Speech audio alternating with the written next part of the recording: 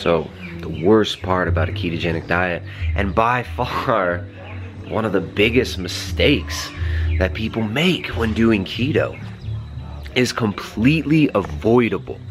You don't need to experience it, and it's unnecessary.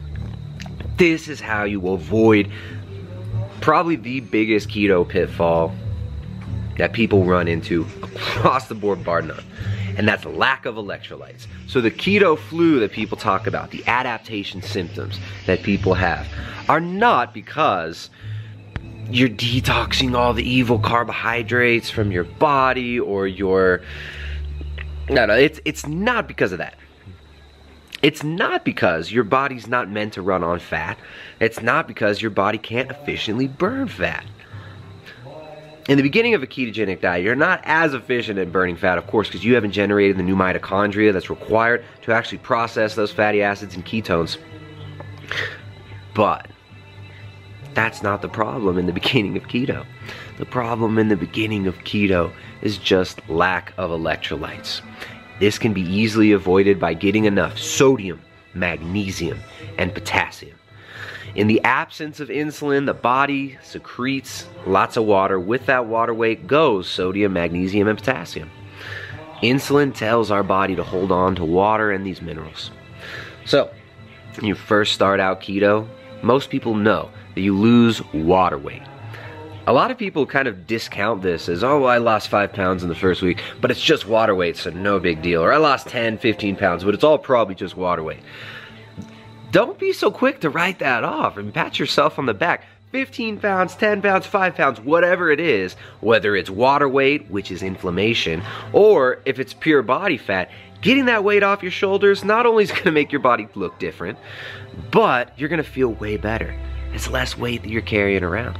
So you lose that water weight. With that water weight goes sodium, magnesium, and potassium. In order to avoid keto flu symptoms like lightheadedness, lethargy, headache, some people get a sore throat, very few. But to avoid these symptoms of lack of electrolytes, the same symptoms you get if you dehydrate yourself, the same symptoms you get if you do frequent saunas without getting enough sodium, magnesium, potassium, and without replenishing those electrolytes, if you get those symptoms, you know that you're short on sodium, magnesium, and potassium. So, in order to avoid it, most people can use about 5,000 to 7,000 milligrams of sodium per day. That can usually be obtained from a few teaspoons of salt in the diet. Salt your dang food. You're gonna find that your taste for salt increases. Your desire for salty, fatty, protein-rich foods will increase, while your craving for carbohydrates goes away. And this is the magic of keto. The magic of keto is not eat as much fat as you can, because fat can't be stored as fat. That's nonsense. The magic of keto is that it helps you to get into a state where you are very metabolically efficient with the food that you eat, meaning you're using the calories you take in very efficiently, and your hunger and satiety, your hunger drops and satiety goes up, because they don't both drop together.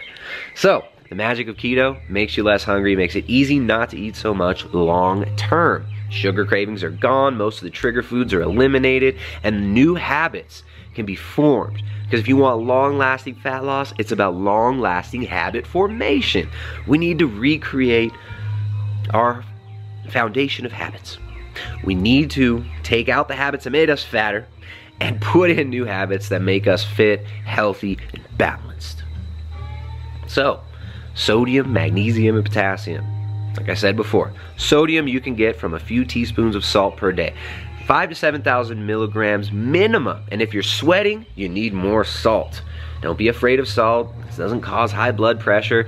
If you're interested in more information on salt, check out, there's some podcasts recently.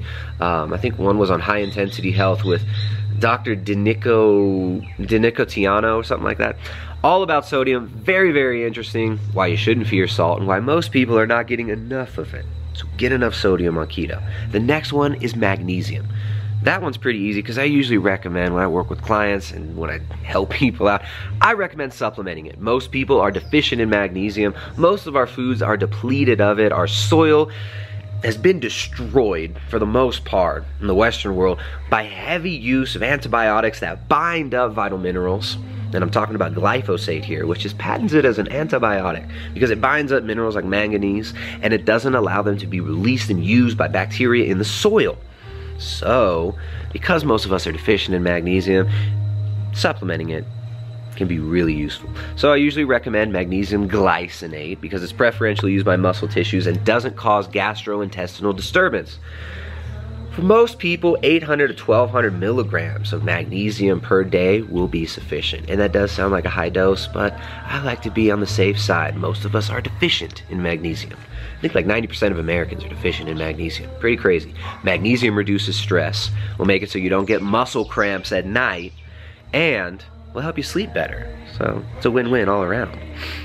So magnesium, usually recommend magnesium glycinate. Magnesium citrate, magnesium malate are also other options that are a little bit cheaper, less quality, because magnesium glycinate can be hard to find in some places.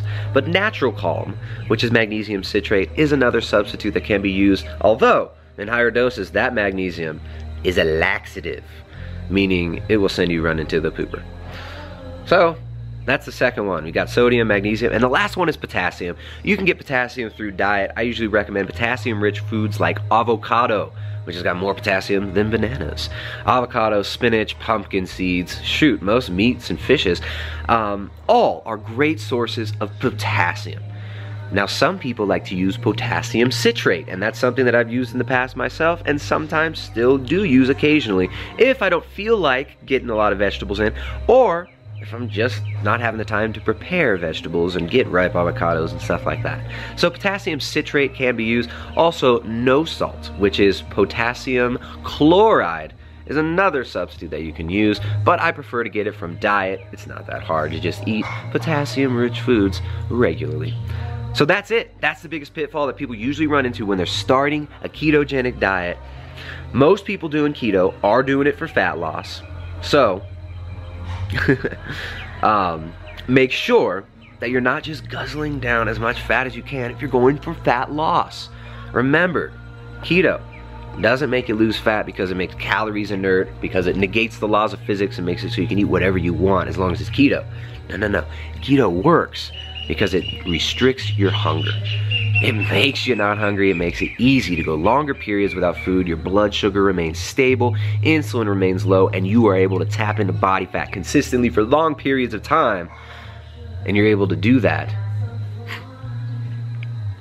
sustainably, right? Because that's the problem. We can't just starve ourselves into fitness. We can't just starve ourselves, starve all the fat off of us. We have to create habits that last and that keep us fit. So that's it. If you're looking for more, you can check out primaledgehealth.com.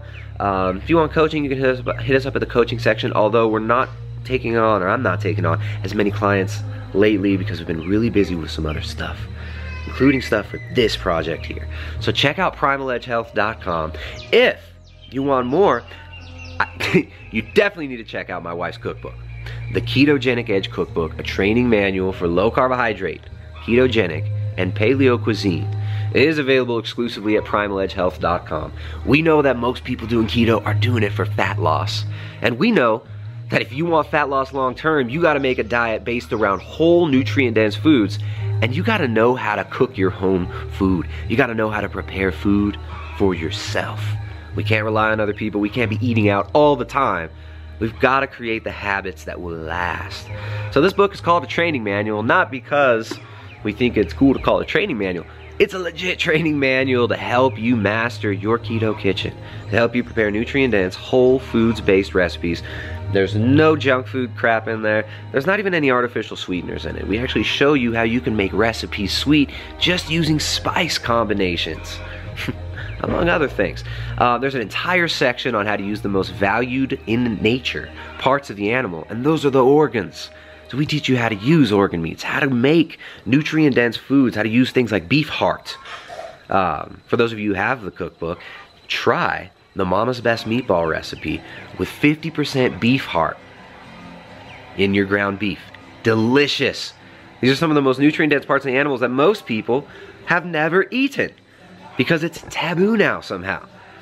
Although in nature and in times past, these are the most prized parts of the animals, the most mineral-rich, nutrient-dense parts of the animal that has nutrients that you're not going to get anywhere else. So there's a whole section on how and why to use organ meats. It's all nutrient-dense, whole foods-based ingredients, and they've all got macros. And all those macros are fat loss friendly. So check it out at primaledgehealth.com. You're not going to find it anywhere else. You won't find it on Amazon.com. Not feeding that beast. You can only find it at primaledgehealth.com. All right, now your homework is to make sure you're getting those electrolytes in if you're doing a ketogenic diet, and get off the computer, get away from social media, stop poisoning your mind with the media and with news, get away from all this nonsense, get off of Facebook, and go live your life and do something real and meaningful. I'll see you next time, primaledgehealth.com.